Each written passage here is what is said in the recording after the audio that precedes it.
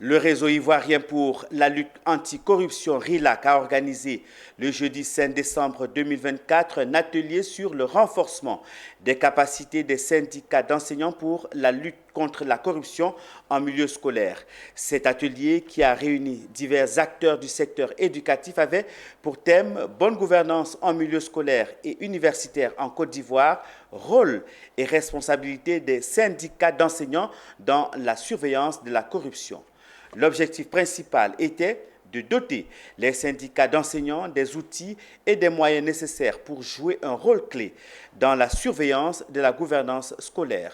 Des précisions avec Alan Itoa et Tima Traoré. C'était autour d'une table que le réseau ivoirien pour la lutte contre la corruption RILAC a organisé un atelier de formation avec les syndicats d'enseignants pour consolider l'égalité des chances et à lutter contre les inégalités sociales et territoriales en matière de réussite scolaire. Avec pour objectif spécifique identifier les différentes formes de corruption dans l'éducation, mettre à disposition les outils de prévention et de lutte contre la corruption dans l'éducation et proposer les mesures concrètes de lutte contre la corruption en milieu scolaire et universitaire. Qu'est-ce que nous faisons pour lutter contre la corruption et permettre à nos enfants de bénéficier des services de l'éducation? C'est pour faire ce point et donner les instruments aux syndicats de nous aider à mener ce combat que nous avons mené cet atelier. Et cet atelier, pour nous, doit donner tous les moyens, les voies de recours et identifier le processus de dénonciation qui est conforme aux prescriptions, on va dire, internationales, et afin que chaque citoyen, chaque enseignant se munisse de ces outils-là pour nous aider à mener à fin notre lutte contre la corruption.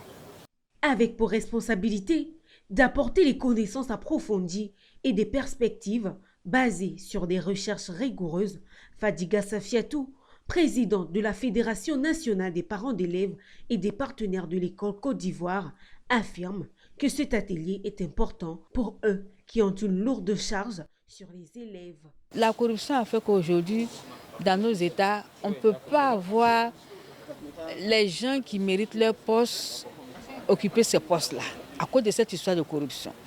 Les élèves que nous encadrons très souvent dans nos établissements pensent que c'est par la corruption qu'ils peuvent réussir leurs examens. C'est par la corruption ils peuvent réussir à se frayer du chemin. Je pense qu'au sortir de cet atelier, chacun doit prendre son bâton de pèlerin et essayer de faire le maximum de sensibilisation.